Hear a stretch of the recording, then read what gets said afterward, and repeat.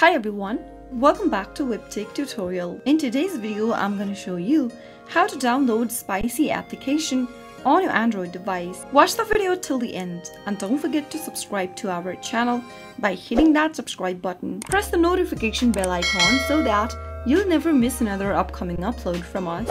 If you want to get this Spicy application downloaded on your Android device, then the process is quite easy. First, make sure that your Android device is connected to a stable internet. Once it is, open up Play Store. In the search box, type in Spicy app and search. You'll be able to find the Spicy lesbian and LGBTQ dating application on your display. Tap the install button in order to download the app. Spicy application is an online dating platform which is designed purely for lesbian women to find the right lady for themselves. Once the application is downloaded, tap on Open to open the app on your Android phone. Now you'll also be able to find the app shortcut in your app drawer. That is how you can easily get Spicy application right on your Android devices. If you found the video to be helpful, go ahead and give us a thumbs up. I'll soon be back with more videos like this.